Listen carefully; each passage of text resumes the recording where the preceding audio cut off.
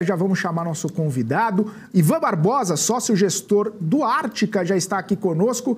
Seja muito bem-vindo, Ivan. Muito obrigado pela sua participação aqui no BMC Market. Boa tarde para você. Sim. Ivan, não estou te ouvindo. Acho que mutou o seu computador aí. Acho que agora eu ouvi algum sinal aí. Boa tarde, tudo bom? Agora nos ouve? Agora eu te ouço. Maravilha. Bem-vindo, então. Boa tarde. Muito obrigado pelo convite para participar aqui com vocês. Pô, a gente que agradece.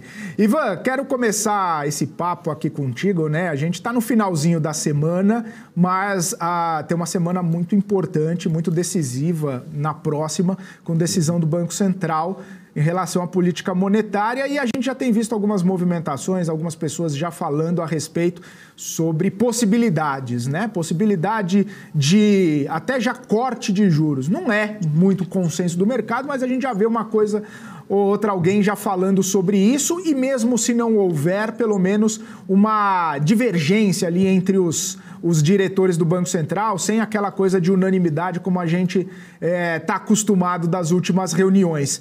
A gente sabe que o mercado acaba se movendo por expectativas, né? E a expectativa de uma queda próxima dos juros já fez com que a Bolsa andasse bem, inclusive, nos últimos dias, inclusive nesse mês. Queria saber como é que está a sua percepção a respeito desse tema, como que você está vendo a decisão da semana que vem, os reflexos que a gente pode sentir na Bolsa de Valores nesses próximos dias. Como que você está monitorando toda essa situação? Tá só um preâmbulo aqui, a gente faz investimentos com um horizonte bastante longo. Então, estou bem mais preocupado em o que vai acontecer no horizonte de 2, 3 anos do que exatamente quando que os juros vai começar a cair. Bolsa tem sempre esse horizonte mais longo implícito nos valuations, né? Então, a subida que a gente viu, de fato, é uma sinalização mais forte de que o movimento de queda dos juros vai ser iniciado, muito provavelmente, no segundo semestre desse ano. A expectativa geral de mercado não é que aconteça na reunião da semana que vem. Acho que isso seria uma surpresa positiva. Mas independente de ser na semana que vem, ou na próxima, ou até na outra, essa segurança maior de que esse movimento já vai se iniciar já faz a Bolsa andar. A inflação já está bem mais sob controle, então já começa a ficar mais claro esse cenário de não ser necessário manter os juros no patamar atual. Maravilha. Marcos Aravalli, Alexandre Cabral, todo mundo aqui com a gente, nossa bancada. O Ivan Barbosa aqui também já com a gente. Vocês fiquem à vontade, meus caros, para a nossa conversa. O Ivan, muito boa tarde. Olhando para, acho que até pela filosofia de vocês aí, a gente teve recentemente publicação do PIB, a gente teve publicação do IBCBR, e como você falou, 2023 está praticamente dado, números fortes. Mas a gente começa a olhar para 2024, mas o quanto... São duas perguntas, né? O quanto sustentável é um crescimento mais forte e o quão sensível é o seu valuation, as suas posições a esse crescimento, tá? Ou seja, será que, por exemplo, um crescimento de 1% ainda você encontra em prêmio, né, nas ações aí, uma TIR que justifique aumentar a posição em ações no longo prazo nesse patamar? Ou temos que trabalhar, ou tem possibilidade de trabalhar com valores maiores do PIB da atividade econômica para começar a encontrar upsides adicionais, né, expressivos nos valuations das empresas a partir desse momento?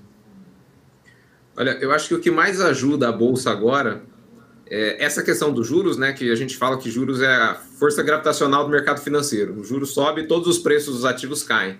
A gente está no movimento inverso. Os juros caindo ajuda tudo a subir, só por uma questão matemática ali de serem reduzidas as taxas de desconto.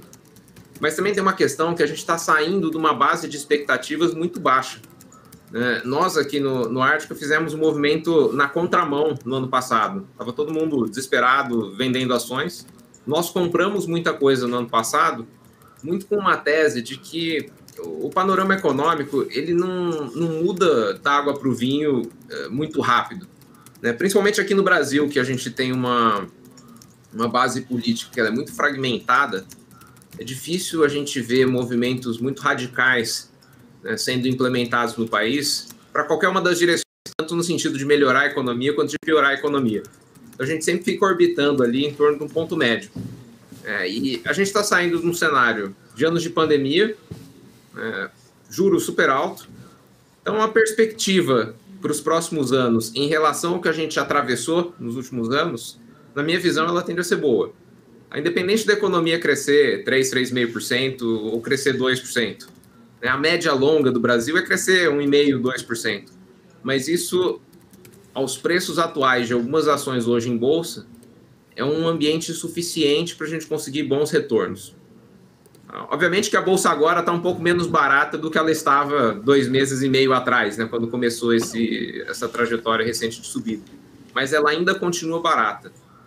Os valuations ainda não estão em patamares inflados. Deixa eu tirar uma dúvida contigo. Cabral falando aqui. Setor imobiliário. Tem alguma empresa que se destaca muito com o investimento do governo em Minha Casa Minha Vida? E se tem, o porquê? O que esperar dela? Olha, a gente não olhou o setor de baixa renda no setor imobiliário. Nós investimos em uma de alta renda e média renda, que é a Exetec. Por que a gente evitou essa questão do Minha Casa Minha Vida? No horizonte longo, ele sempre depende muito de decisões de política do governo. E é muito difícil prever qual que vai ser o montante de dinheiro que o governo vai destinar a esse programa.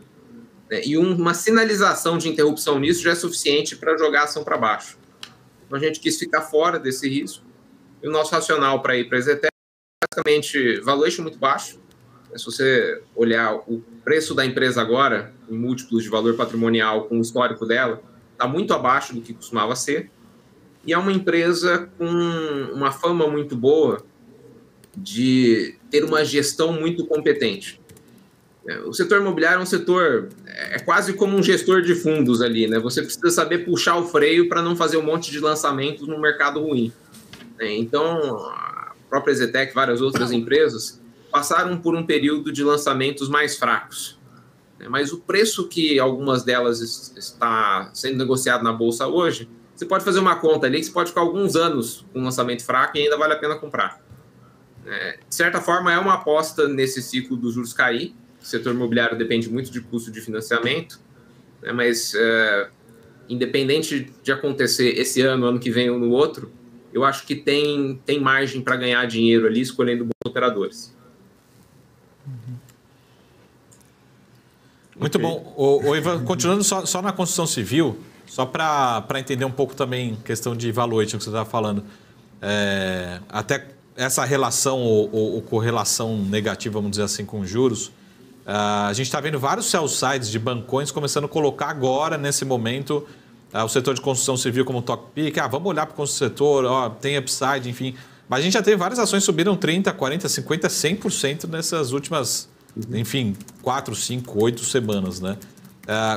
Como é que fica a decisão de vocês ou por um investidor, olhando assim, tem aquela sensação, ainda tem upside de 60% se eu chegar agora, mas eu também deixei na mesa um pedaço grande, né?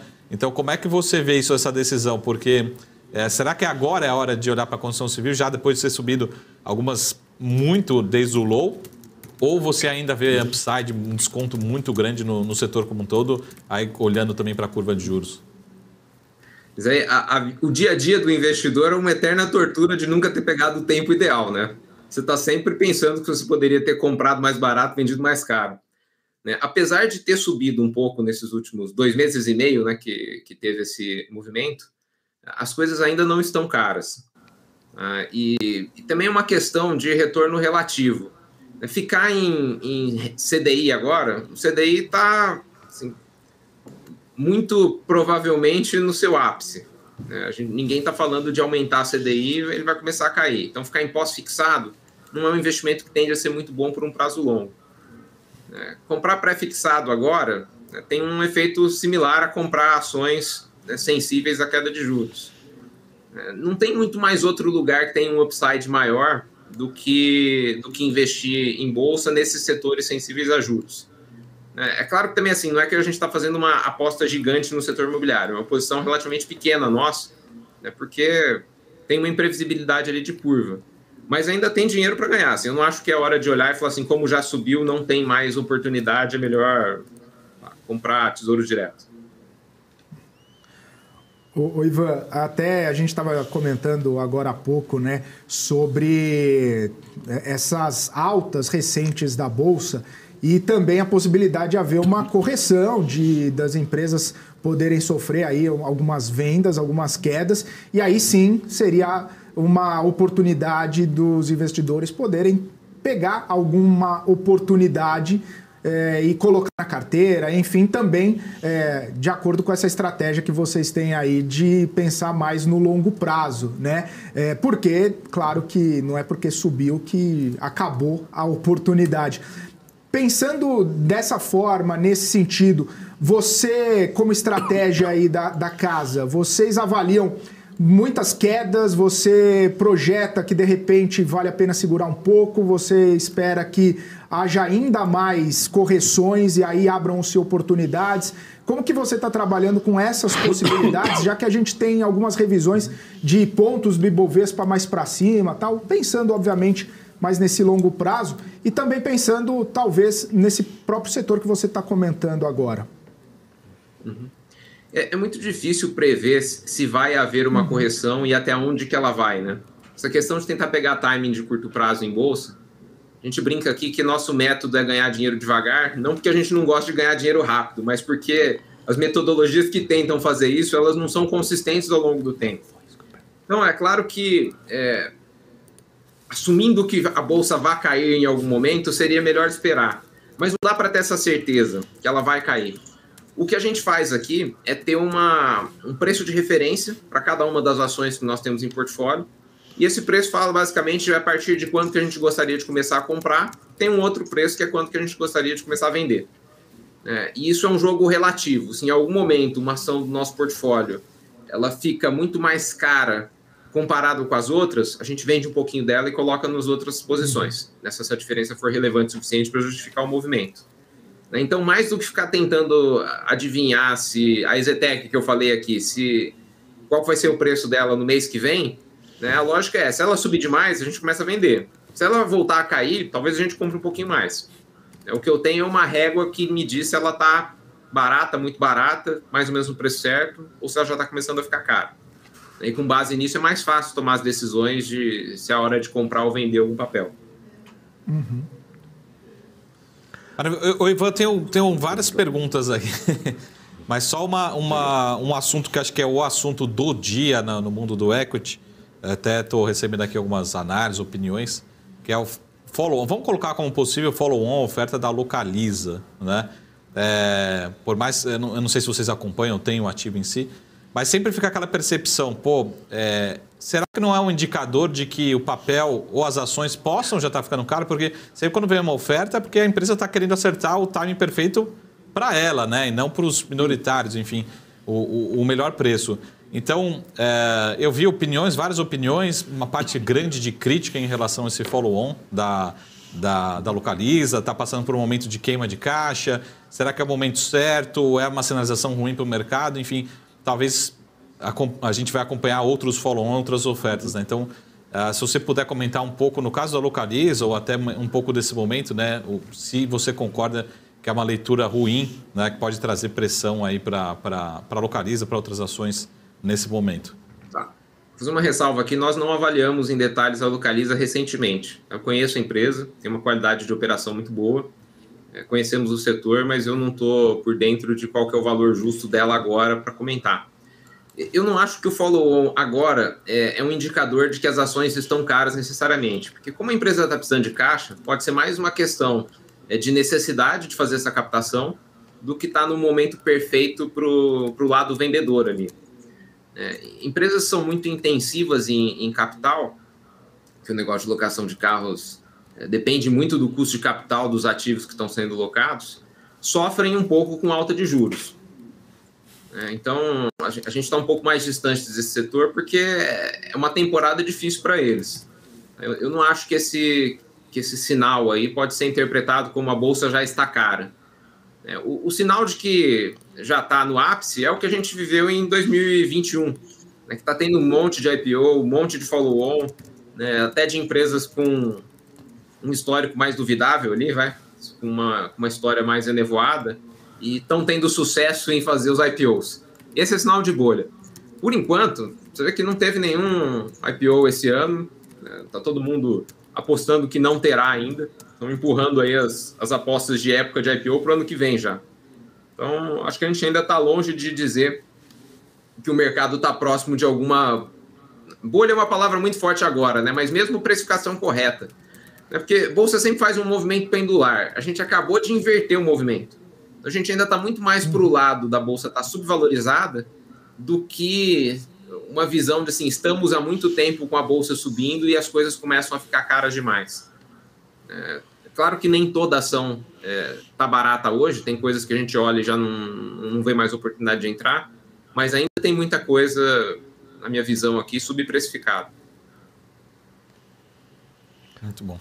Deixa eu tirar uma dúvida contigo. Vocês aportam no setor de seguros.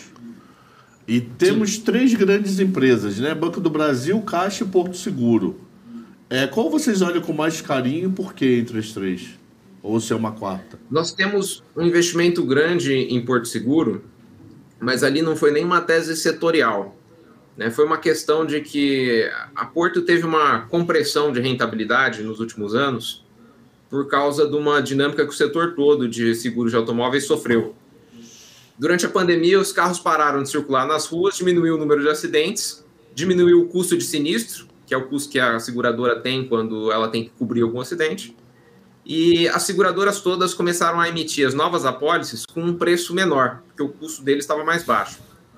Quando o número de carros em circulação voltou ao normal, o custo do sinistro também voltou ao normal, em cima das apólices que tinham sido emitidas a preços baixos. Então, eles perderam rentabilidade. Só que esse é um efeito de safra. Né? O que as empresas deveriam fazer, agora já fizeram, era corrigir o preço das apólices novas, considerando o nível normal de sinistralidade. Isso já foi feito, não teve perda de base de clientes, teve uma correção de preço mantendo o volume. Então, é uma questão de passagem do tempo até que a rentabilidade normal do negócio se restabeleça.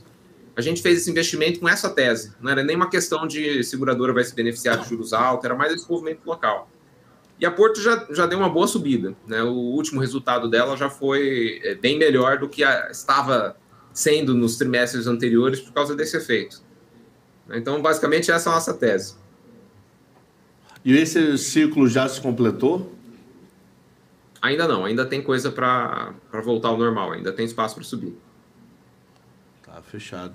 É muito difícil dar dica do que comprar, do que vender, né? Que fala tem a hora certa de comprar, tem que sair certo também. Mas, sim, na minha visão, a empresa não está cara ainda, mas...